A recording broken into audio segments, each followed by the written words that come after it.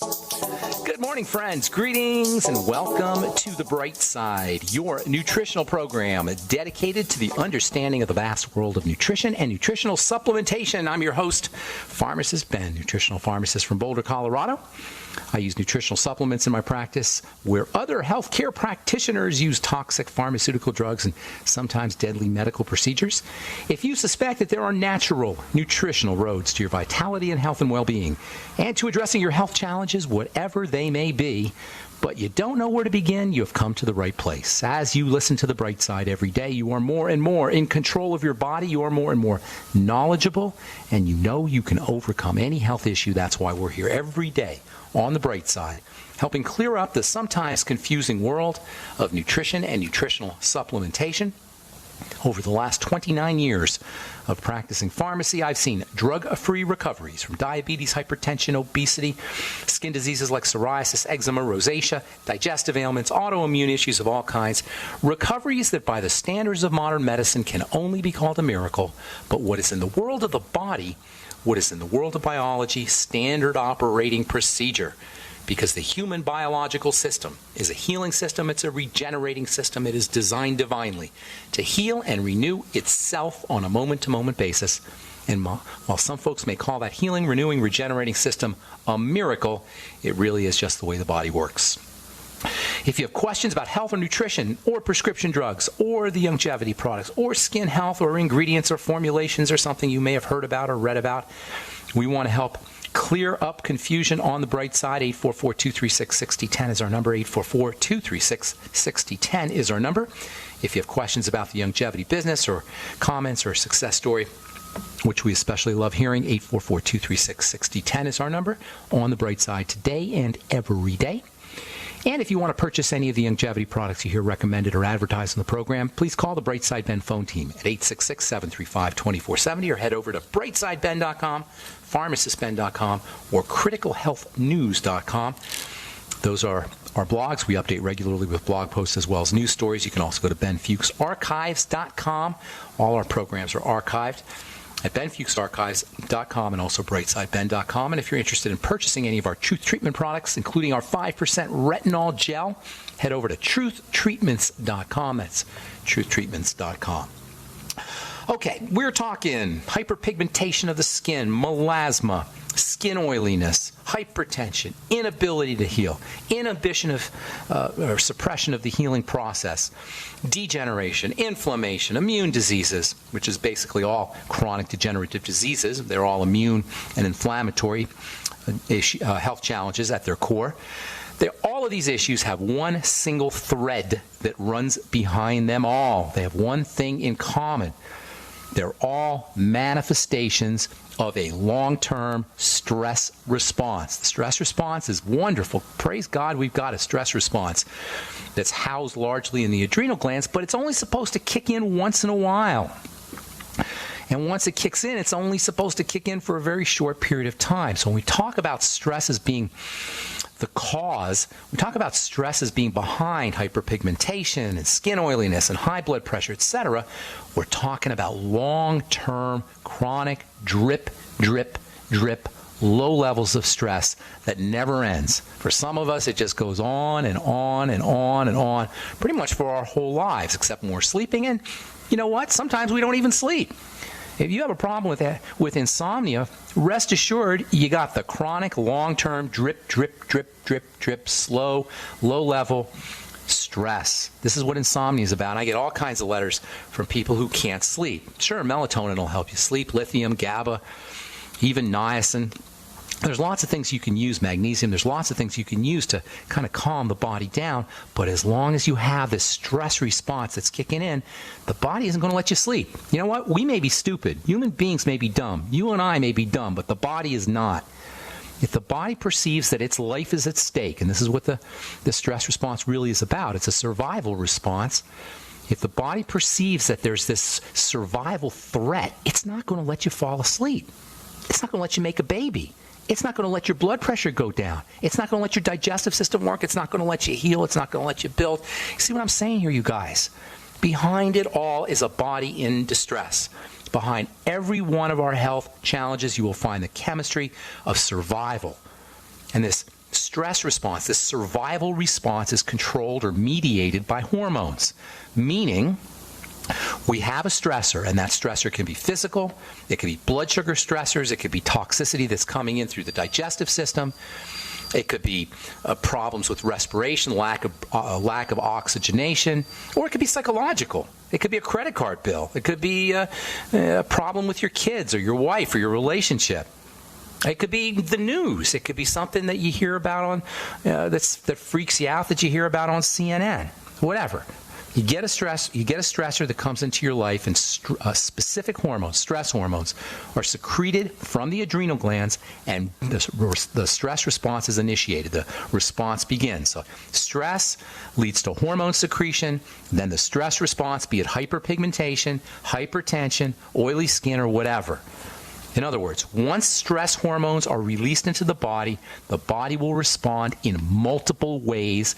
And these responses, when they occur over and over and over again, and they never end, are behind our health crisis. And it's not a doctor issue. This is the reason why the medical model is a failure, an utter and complete failure, an embarrassment, really, for chronic degenerative health issues. If you're a medical professional, you should be embarrassed of your profession when it comes to dealing with or treating chronic degenerative health issues. I'm a pharmacist. As a member of the pharmacy community, I'm embarrassed about how pharmacy works, how it poisons the body. If you're a doctor, you should be embarrassed too.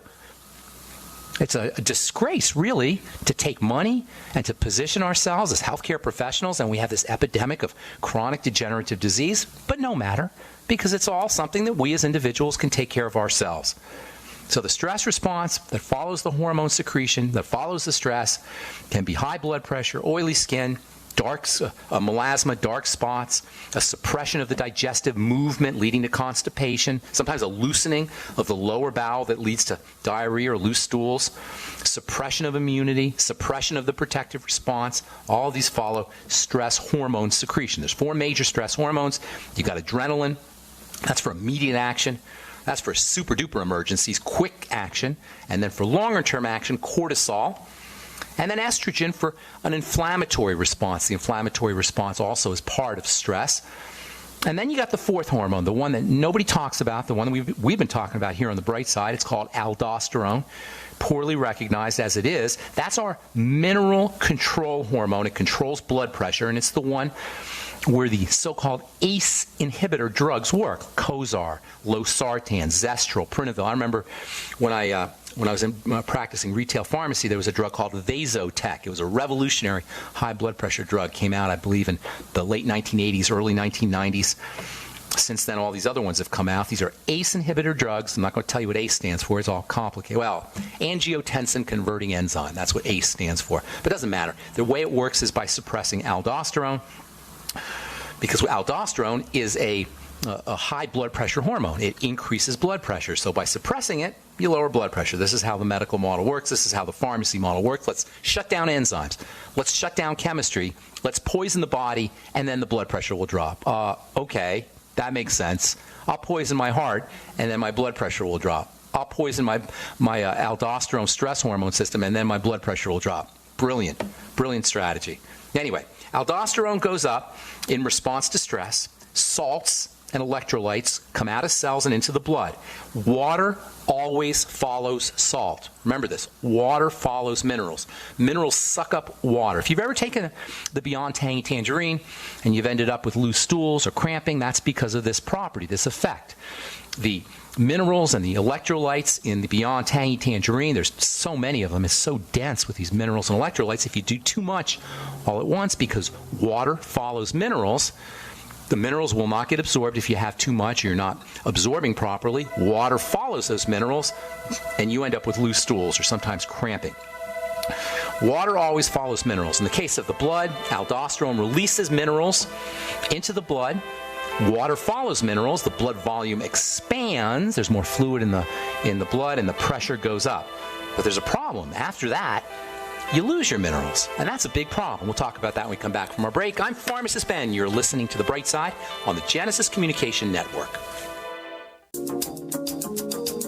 Hey, we are back on the bright side. Got a couple lines open for you. 844-236-6010. We'll get your calls here momentarily. If you're interested in purchasing any of our Truth Treatment products, including our Retinol 5% gel, or Omega-6 Healing Cream, or Truth Serum, or Truth Balm, all made with lots and lots and lots of vitamin C.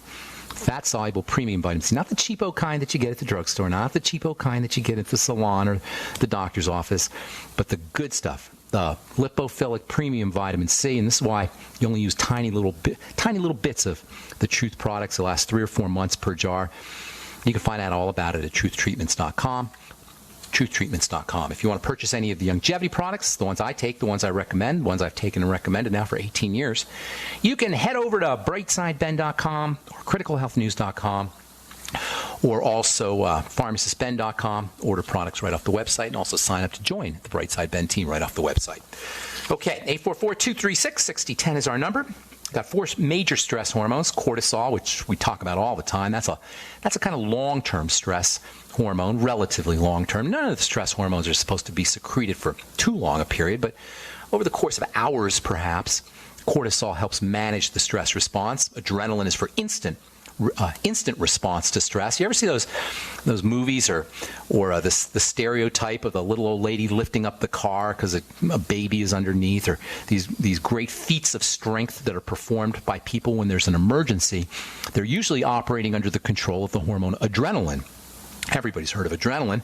Cortisol is a more longer-acting stress hormone. And then estrogen, believe it or not, and you guys listening to this program know this because we talk about it all the time, but most folks don't realize estrogen is really one of the hormones that mediate the stress response, particularly when it comes to immunity and inflammation. The 4th stress hormone is the mineral stress hormone. That's the one that raises our blood pressure by enhancing the movement of minerals out of cells into the blood. As minerals move out of cells into the blood, water follows. Water always follows minerals. That's called osmosis. Water follows minerals. Minerals have an osmotic effect. They pull water. The water goes into the blood. It raises the volume, and the pressure increases. Here's the problem. As the minerals are leaving the cells and entering into the blood, eventually they get excreted through the kidneys. Well, they're water soluble, they go right through the kidneys, and ultimately we lose our sodium and potassium and magnesium and our calcium and our chloride. That means the more stress we're under, the more likely we are to be mineral deficient. The more stress we're under, the more likely we are to be electrolyte deficient. Electrolytes conduct electricity. The more stress we're under, the more electrolyte deficient we become, the lower our body's electricity, and the more we feel like crap. This is called adrenal fatigue.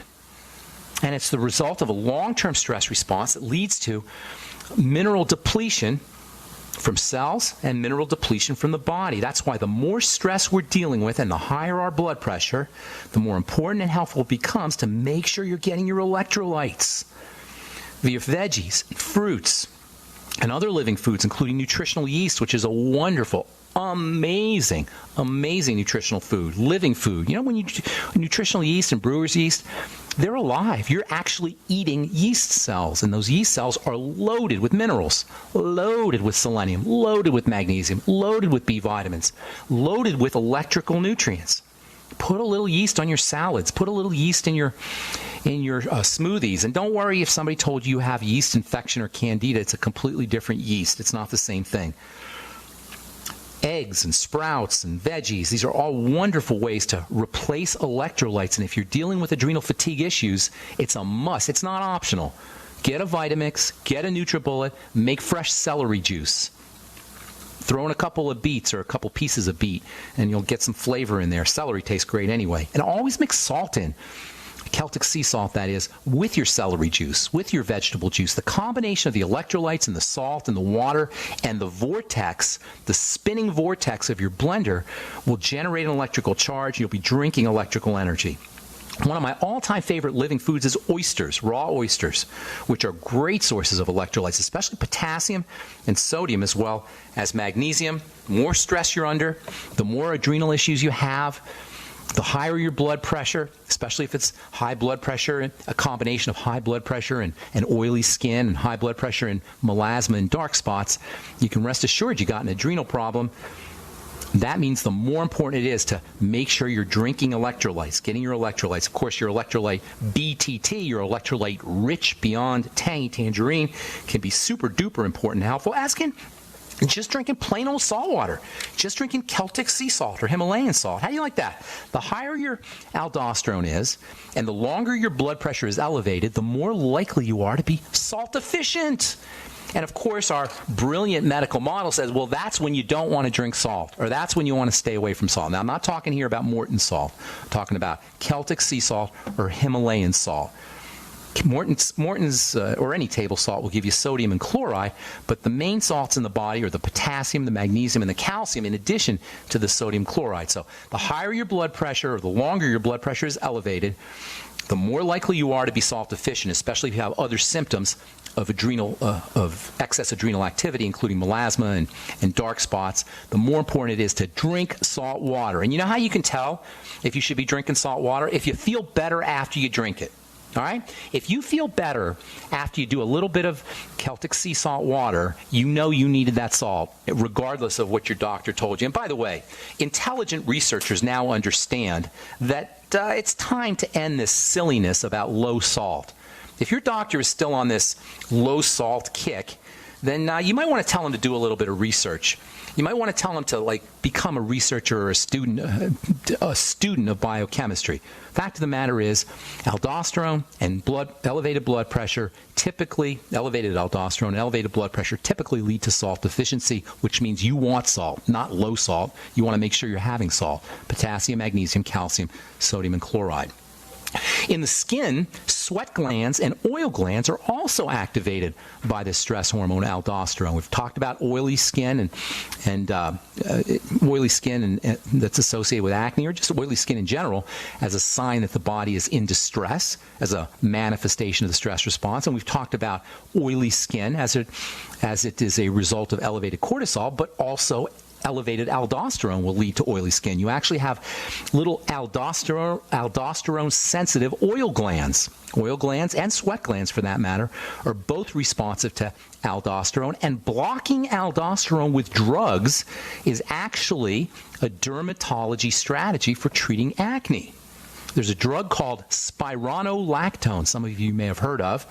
Spironolactone is a drug that blocks aldosterone. And the logic is, by blocking aldosterone, you dry up your skin oils. Now, spironolactone is a blood pressure drug. It was developed to lower blood pressure by blocking aldosterone, but it turns out that will also help slow down the production of oil. Sometimes dermatologists will prescribe it topically. I used to make a spironolactone cream for patients who had really oily skin. They just apply topically, and it was supposed to help dry up skin oils via this aldosterone blocking effect. I never did find it to be very effective, understandably, because aldosterone is a stress hormone, and you're not going to lower it by rubbing it on your skin.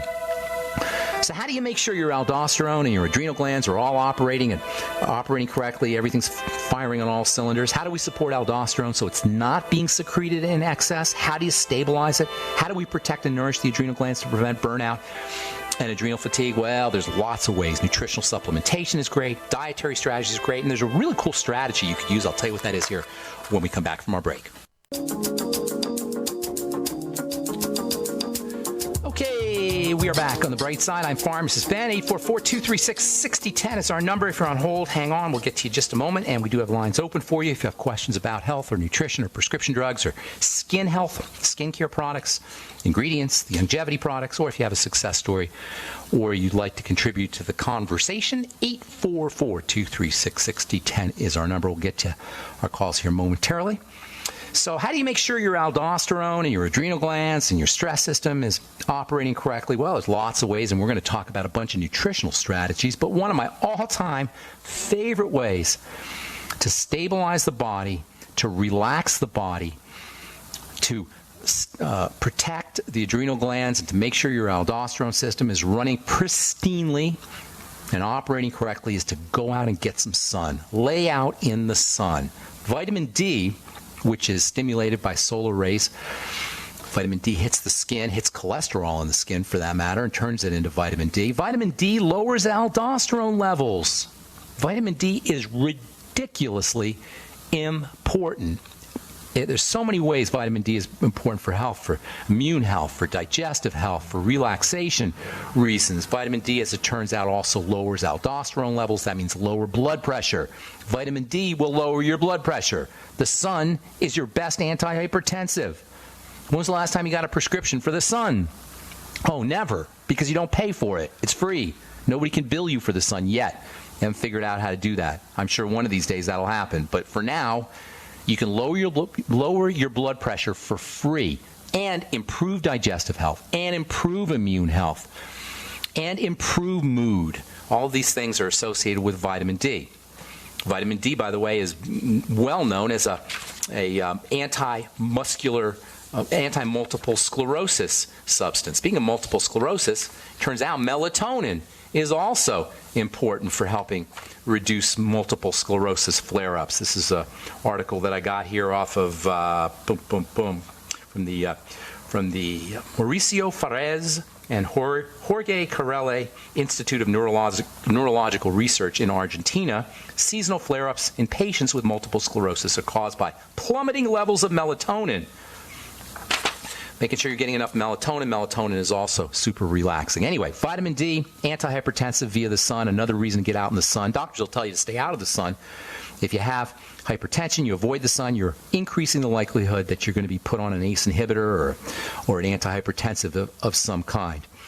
Lower your blood pressure by laying out in the sun. Now, that's my kind of medicine. All right, got so much more to say. I want to tell you about African Americans and their risk of hypertension because of their pigmentation, as it turns out. We'll talk about that tomorrow or on our next Bright Side episode. And then we'll talk about some nutritional strategies for the adrenal glands, for lowering blood pressure, and also for stabilizing aldosterone. Okay, 844-236-6010 is our number. Got lines open for you. Let's go to California and talk to my buddy Graziano. What's up, bro? How you doing, man? Hey, Ben. It's good to talk to you. Good to talk to you as well. What's cooking? Oh, you want to talk about the seizures? Is that what you're talking about? Yeah, the seizures and the ketogenic diet. I've got a good friend. They got two sons that are like 13 and I think 11, and both of them have seizures. So okay. I just kind of, and I think they might be listening to the show right now. Oh, perfect. I'm going to send the link to them. So let's talk about seizure disorders, okay? And we'll talk about it as it relates to the ketogenic diet. First of all, a seizure is a sign that the electrical current through the brain is jumpy. It's short-circuiting. The body's an electrical system in general, but the most electrical part of the body is probably the brain. And electrical energy has to run smoothly through the brain. Under conditions of inflammation or nutritional deficiency, under conditions of high energy in the brain, especially in combination with nutritional deficiency, what you're going to end up with is short circuits. The energy will not be conducted in a smooth fashion, and it'll become jumpy. You want to look to inflammation, nutritional deficiencies, and also high energy, lots of electrical energy. Well, let's take the first one, the first element, which is super high amounts of electrical energy. Sugar is highly energetic, and this is where the benefit of the ketogenic diet comes in. It's a low sugar diet. You know, a lot of folks talk about the paleo diet. You know, the paleo diet is a marketing term. Paleo diet, Paleolithic eating, this is all marketing. There's no way we're going to eat Paleolithically. Our Paleolithic ancestors didn't eat coconut flour. Our Paleolithic ancestors ate raw meat or cooked, maybe quickly roasted meat. They didn't eat Paleolithic snack bars and Paleolithic gluten-free pizza. So you can't really eat paleo. That's not logical. But what is logical is to go ketogenic. Ketogenic means low carbohydrate and mostly fat and protein, especially coconut oil fat. And coconut oil is super important for seizure disorders for that reason. So the ketogenic diet slows the body down. This is why it has so many multiple benefits. Being low sugar, it releases energy. The food energy is released slowly and in a kind of low level. When you eat sugar, you get a quick spike in energy. This is the problem with the standard American diet. We get these quick spikes of energy, and then the body's energy management system has to kick in. With the ketogenic diet, which is a protein diet, and a fat diet, protein, I hesitate to say high protein or high fat. It's just mostly protein and mostly fat, good fat that is. That slows everything down in the body. That's why it's so helpful for cancer. That's why it's so helpful for longevity. That's why it's so helpful for brain issues. That's why it's so helpful for seizure disorders. Does that make sense the way I explained that, Graziano? It kind of slows the body down. It's like your computer. You don't want your hard drive running really hot. You want your hard drive running cool. That's why there's a fan in it. Well, it's the same thing with the body. The body is like a super high-tech biological computer, and just like you don't want your hard drive overheating, you don't want your body overheating, sugar overheats it. The ketogenic diet cools things down. Step number 1. Step number 2, if you're dealing with a seizure disorder, is you've got to stop the stream of inflammatory chemicals, inflammatory molecules that come in through the diet. That means staying away from any foods that cause any kind of digestive distress. Staying away from pro-inflammatory foods. Again, sugars, refined flours, trans fatty acids, and pretty much any processed foods are going to make the brain hyperexcitable, hyperactive. And speaking of hyperexcitable, excitotoxins, these are food additives, especially food additives that are used to make crappy foods more palatable, MSG and such. These things have to be avoided as well because, again, they hype up the brain. They rev up the electrical energy of the brain. So, number 1, the ketogenic diet. Number 2, staying away from pro-inflammatory foods. And number 3, stabilizing electrical energy with nutrition. And there's lots of wonderful nutrients that help do that. One of the most important is something called taurine, Taurine. Everybody with a seizure disorder needs to be on taurine. Anybody with a heart problem should probably be on taurine also. If you look in the ingredient deck of your Red Bull, you'll find taurine as an ingredient. Why? Because the taurine dampens the excessive energy of the caffeine. Caffeine hypes up the electrical energy of the body. Taurine dampens that electrical energy. Wonderful for helping deal with seizure disorders. The amino acid glycine, likewise. Glycine's been used to treat seizure disorders since the 1920s. Taurine and glycine, also arginine, might be helpful. The B vitamins are ridiculously important for all electrical issues, including seizure disorders. High doses of the B vitamins, especially niacin and thiamine, those can be helpful. Vitamin C, likewise, and also electrolytes, specifically potassium, sodium, calcium, magnesium, and chloride, the substances we've been talking about now for a couple of weeks. Hang tight, Graziano. A couple more things I want to tell you. All right, I'm Pharmacist Ben. You're listening to The Bright Side. 844-236-6010 is our number. We'll be back. Paid non-attorney spoke.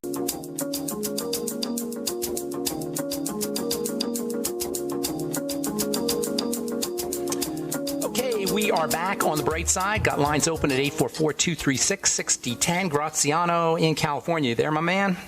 Yeah, I'm still here. Okay, so seizure disorders are the manifestation of a hyper-excitable state. That's the bottom line. Okay, makes sense so far? Yes, sir.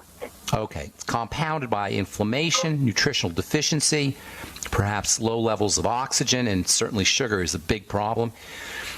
Glycine, taurine, arginine, these are amino acids that can help slow down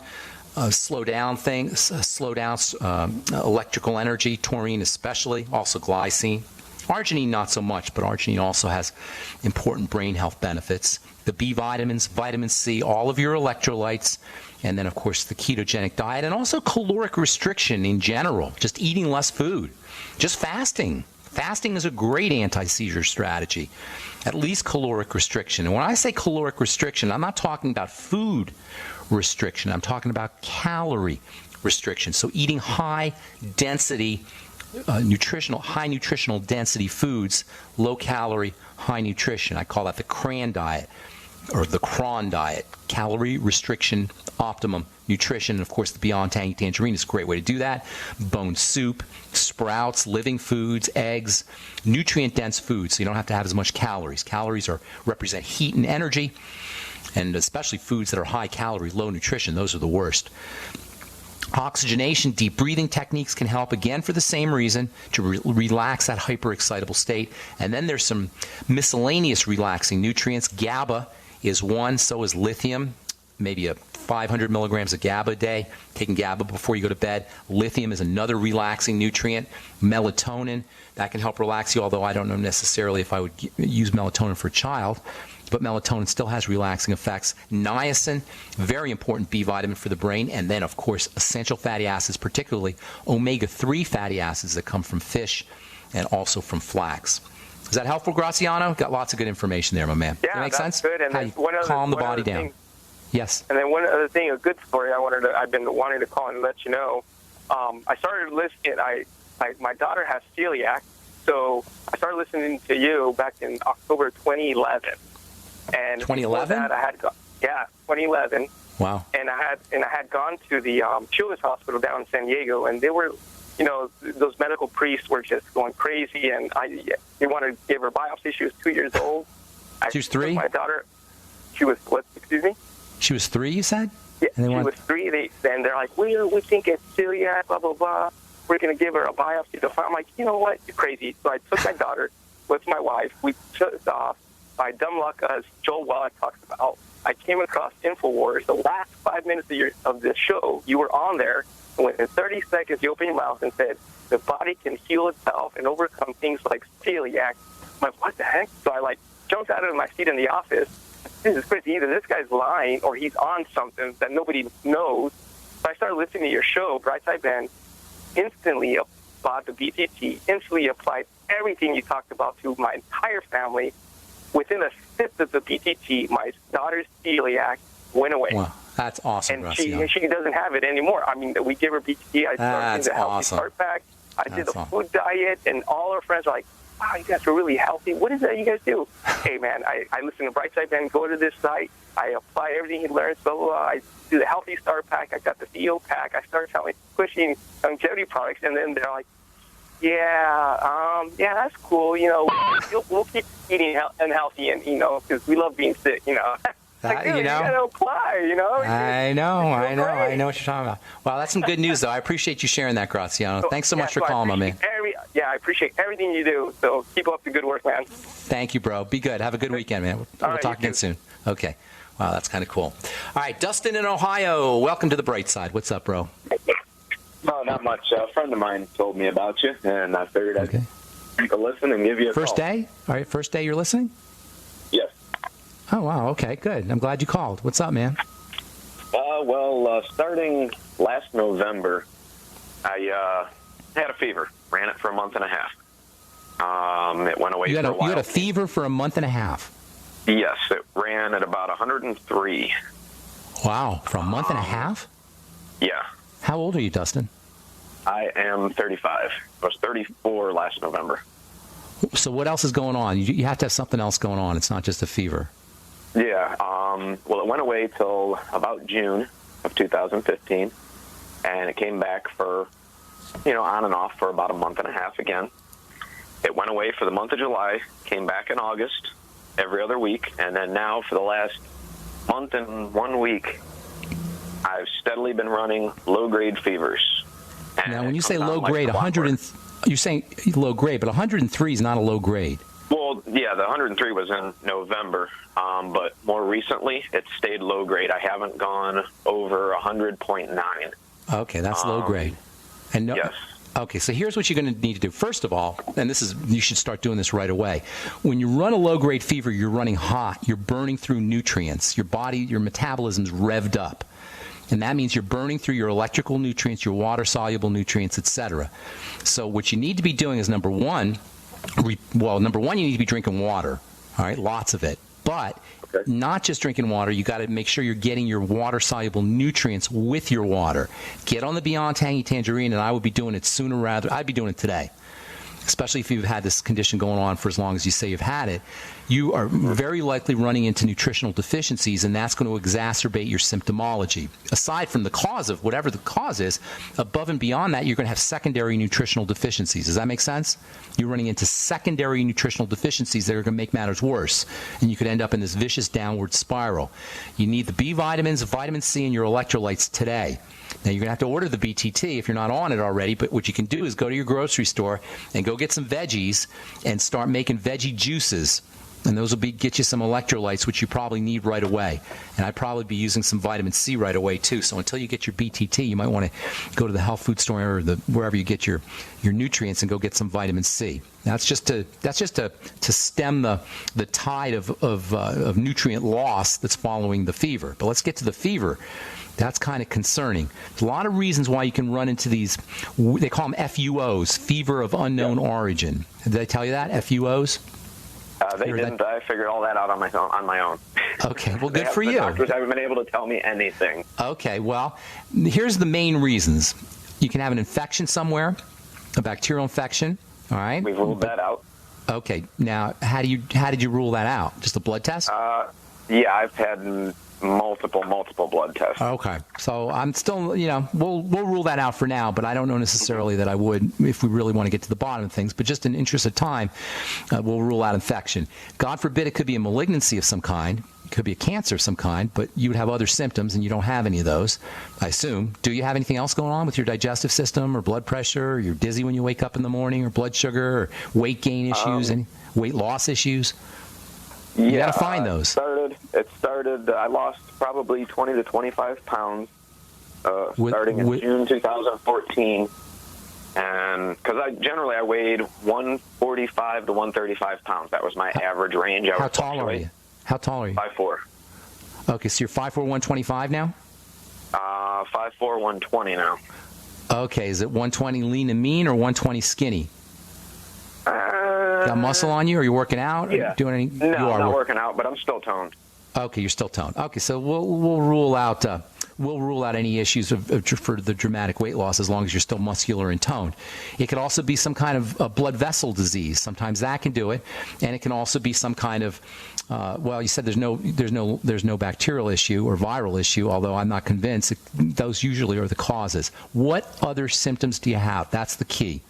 Now, I don't expect you to answer that right away because you're going to have to search for it. But this is how you do it. This is how you handle the problem. This is for everybody listening.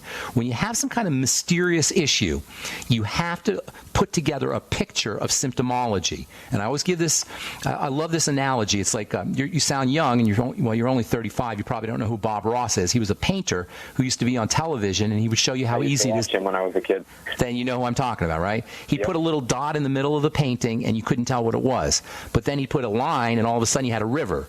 And then another line, you got a mountain. You know what I'm talking about? And then another line, all of a sudden there's a horizon and there's trees, and just with little dots you form a whole picture. Well, it's the same thing when you're trying to assess what's going on in the body. You need a bunch of dots. Right now we only got one dot.